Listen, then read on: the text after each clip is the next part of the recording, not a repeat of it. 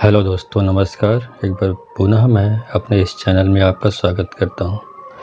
आज आपको बताने जा रहा हूं मैं कुछ ही दिनों बाद होली आने वाली है और होली में की जाने वाली कुछ पूजा, कुछ साधनाओं के बारे में बताऊंगा।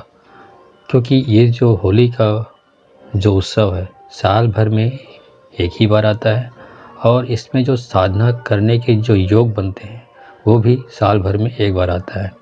तो इस मौके को, इस अवसर को चूकिए मत। इसमें बिल्कुल ये साधना करिए और साधना ऐसी जो इस तरह की जो विशेष जो काल होते हैं उसमें बहुत जल्दी सिद्ध होते हैं साधनाएं, और वो आसानी से सिद्ध हो जाता है और उसको आप सफलता प्राप्त कर सकते हैं, जो दूसरे और दिनों में करने से बहुत मेहनत करने के बाद भी सफल नहीं हो पाते, साधना सिद्ध नहीं हो पाता, लेकिन इस पर्व में बिल्कुल सिद्ध होता है। तो आज उन्हीं साधनाओं के बारे में आपसे बताने जा रहा हूँ। हमारी परंपरा में होली न केवल एक त्यौहार मात्र है, बल्कि मंत्र, तंत्र और यंत्रों की सिद्धि के लिए जो बहुत पौराणिक महत्व का उत्सव भी है। सारे पर्वों और त्योहारों में होली पूजा पाठ व अनुष्ठान संपन्न करने के लिए सर्वश्रेष्ठ समय है। धर्म ग्रंथों में होली केवल हर्षोल्लास के लिए नहीं, बल्कि मंत्र, तंत्र और यंत्रों की सिद्धि के लिए भी सबसे उपयुक्त मानी गई है। होलिका दहन की रात्रि को सभी तरह के सकाम और निष्काम कर्मों की सिद्धि के लिए ये बहुत ही अच्छा अवसर माना गया है।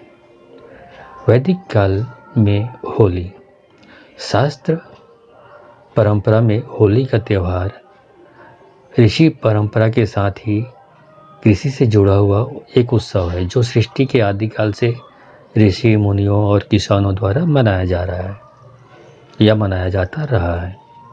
ऋषि और ब्राह्मण फाल्गुन पूर्णिमा को सामवेद के मंत्रों का उच्चारण करते हैं। वो परंपरा आज भी जारी है। भारत के कई राज्यों में आपको दिखाई पड़ेगा सामवेद के मंत्रों का उच्चारण करते हुए होलिका दहन के दिन।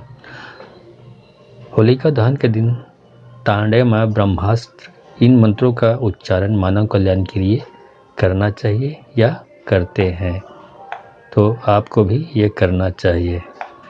उसके बाद आता है आपका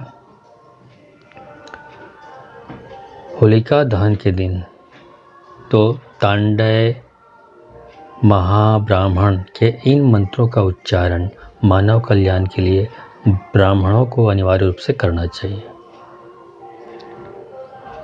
गावो हौरे सुरभय इद्र मधु, गावो घृतस्य मातर इद्र मधु। परंपरा ने होली को वेदों के सर्वप्रथम देवता अग्नि से मिलाया है। इसका कारण यही था कि पके धान्य को ऐसे थोड़े ही खाया जाता है। खेतों में लहलहा रही पकी हुई बालियां कोई साधारण नहीं, बल्कि माता लक्ष्मी का साक्षात मुख होती है। जौ गेहूं की चमचमाती बालियों को सबसे पहले अग्नि देवता को समर्पित करना है। होली की वैदिक अग्नि ज्वाला में नवीन धान्य को पकाकर उस पकी हुई बाली के अन्न को प्रसाद रूप में ग्रहण करना है। अतः अपना कल्याण चाहने वाले हर एक व्यक्ति को होलिका दहन के दिन अनिवार्य रूप से इस तरह से नवीन जो धान्य है, नए जो फसल है, उसकी जो उपज है, अन्न है, उसको अग्नि देवता को समर्पित करना चाहिए। श्री राम का धरें ध्यान। वराह पुराण के अनुसार होली को ही भगवान श्री राम का पूजन करने से निसंतान दंपत्ति को शीघ्र ही संतान की प्राप्ति होती है। अतः संतानहीन लोगों को होली की मध्य रात्रि तक भगवान श्री सीताराम का विधिवत पूजन करना चाहिए। भगवान श्री राम के प्रसन्नार्थ इस मंत्र का आपको यथा संख्या में आपको जाप करना चाहिए। ओम रामम रामानुजम सीताम भरतम भरतनुजम सुग्रीवम वायुसूनम च प्रणमामि पुनः पुनः। पूर्णिमा तिथि में होली है सर्वश्रेष्ठ। ज्योतिष और धर्मशास्त्र के सारे विद्वान प्रामाणिक रूप से इस बात को स्वीकार करते हैं कि होली हमेशा पूर्णिमा तिथि में ही मनानी चाहिए। प्रतिपदा तिथि में भूलकर भी होली का त्यौहार नहीं मनाना चाहिए। इस प्रकार होली का जो विधि विधान है, जाप का विधि विधान है, वो शास्त्रज्ञ विद्वानों और आचार्यों ने पूर्णिमा को ही माना है।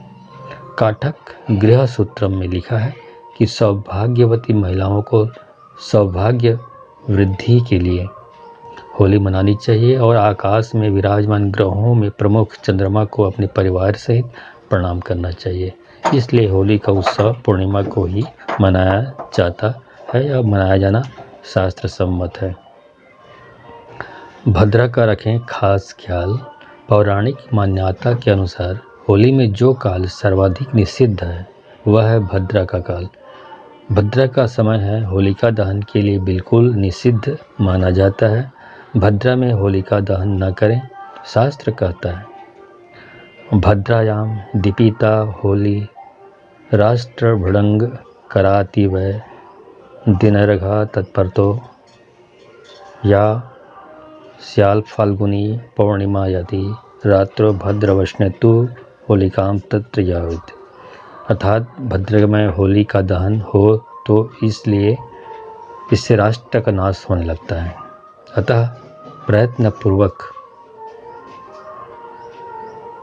रात्रि में भद्रा का समापन होने के बाद ही होली का दहन करनी चाहिए। रात्रि का अनुष्ठान बेहद फलदायी होता है। अनेक पुराणों और धर्म ग्रंथों का मत है कि होली की रात्रि अत्यंत फलदायी है। इस रात्रि में किए गए जाप, दान, अनुष्ठान से कई गुना फल की प्राप्ति होती है। अतः इच्छित कार्य की सिद्धि के लिए व्यक्ति को रात्रि के प्रारंभ में अर्थात प्रदोष काल में घी का दीपक मंदिर तुलसी जी के पास प्रज्वलित करने चाहिए। सायंकाल से लेकर मध्य रात्रि तक या भद्र रहने तक वैदिक ब्राह्मणों से पुरुष सूक्त, श्री सूक्त, लक्ष्मी सूक्त व आचार्य वेदांत देशिक द्वारा विरचित कनकधारा स्तोत्र के पाठ करवाने चाहिए।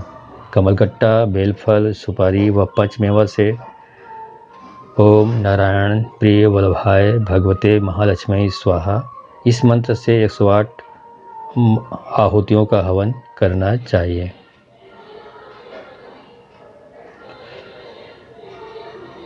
दूसरे दिन प्रातःकाल होने वाले ब्राह्मणों को दूसरे दिन प्रातः आपको ब्राह्मणों को घी शक्कर मिश्रित खीर का भोजन कराकर वस्त्र आदि व दक्षिणा और हवन सामग्री का दान करना चाहिए।